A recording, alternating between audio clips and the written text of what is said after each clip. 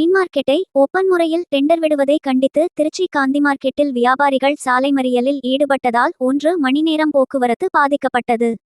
Trichy Gandhi market மிகவும் பழமை வாய்ந்தது. இங்கு திருச்சி மட்டுமன்றி பல்வேறு மாவட்டங்கள், பல்வேறு மாநிலங்களில் இருந்து காய்கறிகள் கொண்டுவரப்பட்டு விற்பனை செய்யப்படுவதுடன் காய்கறிகள் மற்றும் பழங்கள் ஏற்றுமதியும் செய்யப்படுகிறது. இதனால் ஆயிரக்கணக்கான குடும்பங்கள் வாழ்வாதாரம் பெற்று வருகிறது. மேலும் காந்தி மார்க்கெட்டையொட்டி மீன் மார்க்கெட், கறிக்கடை மார்க்கெட் உள்ளது. இந்த பழைய மார்க்கெட் அகற்றப்பட்டு 13 கோடி மதிப்பீட்டில் 148 கடைகள் மீன் மார்க்கெட்டிற்காக கட்டப்பட்டது. இதில் கீழ்த்தளத்தில் 74 கடைகளும் மேல்தளத்தில் 74 கடைகளும் கட்டப்பட்டன. இந்த கடைகள் ஏற்கனவே பழைய இடத்தில் வியாபாரம் செய்து வந்த மீன் மற்றும் கறிக்கடை வியாபாரிகளுக்கு மீண்டும் வழங்கப்படும் என அதிகாரிகள் தரப்பில் உறுதியளிக்கப்பட்டது. மாநகராட்சி அதிகாரிகளின் பேச்சை நம்பி இது தொடர்பாக நீதிமன்றத்தில் தொடரப்பட்ட வழக்கையும் வியாபாரிகள் வாபஸ் பெற்றனர். இந்நிலையில் பழைய மீன் மார்க்கெட்டில் காலங்காலமாக வியாபாரம் செய்து வந்த வியாபாரிகளுக்கு வழங்கப்படாது என்றும், நீங்கள் அனைவரும் டெண்டரில் கலந்து கொண்டு கடைகளை ஏலம் எடுக்க வேண்டுமென மாநகராட்சி சார்பில் விடுக்கப்பட்ட அறிவிப்பு மீன் மற்றும் கறிக்கடை வியாபாரிகளுக்கு பெரும் அதிர்ச்சியை ஏற்படுத்தியுள்ளது. இதற்கிடையில் இந்த மீன் மார்க்கெட்டுக்கான டெண்டர் நாளை நடைபெற உள்ளதாகவும் தெரிவிக்கப்பட்டுள்ளது. திருச்சிராப்பள்ளி மாநகராட்சி அதிகாரிகள் மற்றும் தமிழக அரசின் இந்த செயலை கண்டித்து திருச்சி காந்தி மார்க்கெட் மீன்கடை மற்றும் கறிக்கடை வியாபாரிகள் அனைவரும் தமிழ்நாடு வணிகர் சங்கங்களின் பேரவை, திருச்சி மாவட்ட தலைவர் SP பாப்பு தலைமையில் இன்று மார்க்கெட்டில் ஒன்று திரண்டனர்.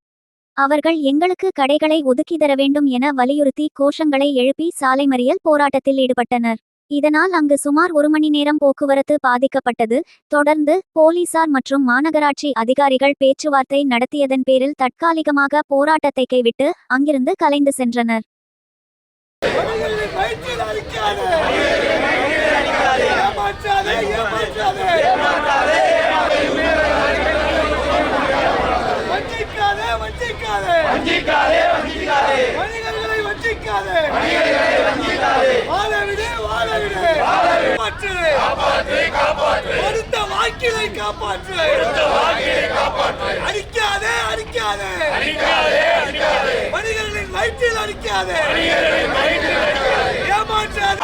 கடை உரிமையாளருக்கு கடை கொடுப்போம் என்று ஏமாற்றாதே.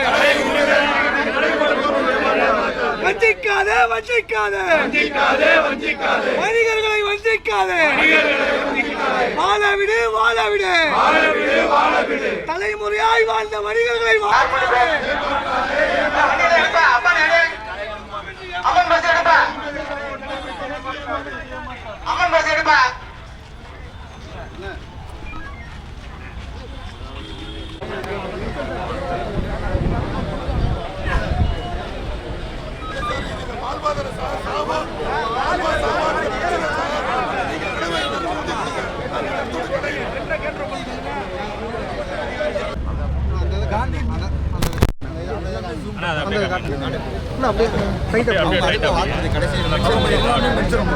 வியாபாரிகளுக்கு முன்னுரிமை தர வேண்டாங்க. அது அவங்க சொல்லி கையெழுத்து போட்டு கொடுத்தது அவங்க கையெழுத்து போட்டு கொடுத்தபடி அதிகாரிகளுடைய இதை காரணமாக வச்சுதான் எங்களை வெளியில் அனுப்புறாங்க.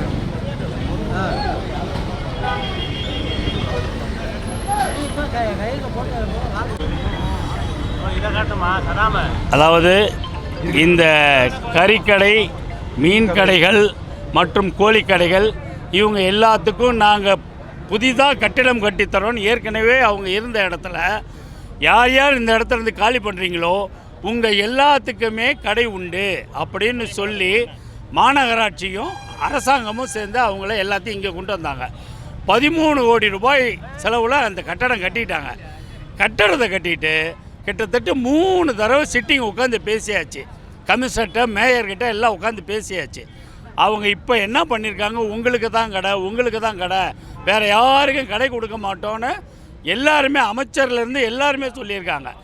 இது ஒரு வாழ்வாதாரமாக இருக்குது, சரி பரவாயில்லன்னு இருக்கிற நிலைமையில் இப்போ என்ன பண்ணியிருக்காங்க, வெள்ளிக்கிழமையில் அன்றைக்கி ஓப்பன் டெண்டர், நாங்கள் எல்லாத்துக்கும் அப்ளிகேஷன் கொடுப்போம், யார் வேணாலும் இதில் கலந்துக்கலாம், உங்களால் எந்த உயர்ந்தபட்ச டெண்டர் போட முடியுமோ அந்த டெண்டரை போட்டு இதில் கலந்துக்கங்க அப்படின்னு சொல்லியிருக்காங்க.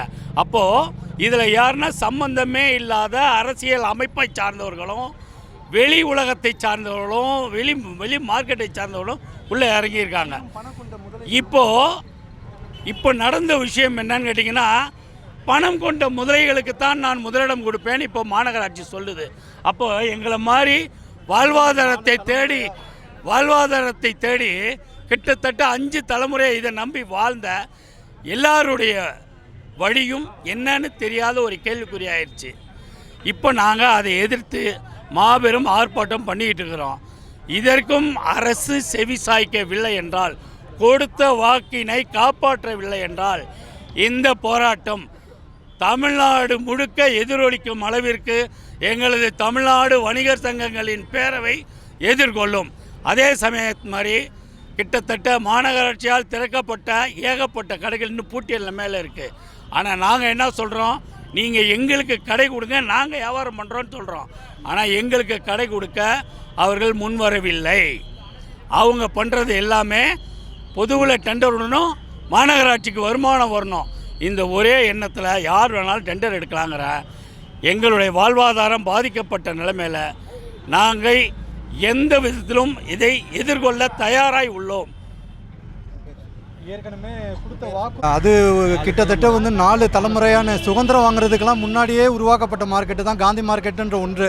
இது உருவாகும் போது தான் அது எல்லாமே சேர்ந்து உருவானது. அங்கேருந்து எங்களை இங்கே மாற்றம் செய்யும்போது கொடுத்த வாக்குறுதி இதில் இருக்கிற அதிகாரிகள் எல்லாமே கையொப்பம் போட்டு தான் நாங்கள் இங்கே வந்தோம். முதல் முன்னுரிமை உங்களுக்கு தான் அளிக்கிறோம் அப்படின்னு சொல்லி தான் நாங்கள் இங்கே வந்தோம். தற்சமயம் பார்த்தீங்கன்னாக்கா டெண்டர் வெள்ளிக்கிழமையிலேருந்து வேறு ஆட்களுக்கு கொடுக்க ஆரம்பிச்சிட்டாங்க. எங்களுடைய வாழ்வாதாரம் கேள்விக்குறியாக இன்றைக்கி எதுவுமே இல்லாமல் போராடக்கூடிய நிலைமைக்கு தள்ளப்பட்டிருக்கோம். எங்களுக்கு கொடுத்த வாக்குறுதியும் நியாயமான கோரிக்கை நிறைவேற்றப்படணும். எங்களுக்கு வியாபாரிகளுடைய கோரிக்கை நியாயமான கோரிக்கை ஏற்றுக்கொள்ளப்படணும். இல்லைனா அண்ணே சொன்ன மாதிரி ஒரு பெரிய அளவில் போராட்டம் பண்ணுவோம். செல்வாக்கு உள்ள ஆட்களும் பண முதலைங்களும் சம்பந்தமே இல்லாமல் உள்வாடகைக்கு விடலாம் அப்படிங்கிற ஒரு நோக்கத்தில் டெண்டர் வாங்கிட்டு போயிருக்காங்க. இது நாளடைவில் எங்களுக்கு அங்கே இவ்வளோ வருஷம் தொழில் பண்ணவங்களுக்கு தொழில் பண்ண முடியாத ஒரு சூழல் உருவாயிருச்சு. ஏற்கனவே மார்க்கெட் கட்டும்போது எங்கள்கிட்ட எந்த விதமான ஒரு இதுவும் கேட்கலை, சஜஷனும் கேட்காம தான் கட்டினாங்க.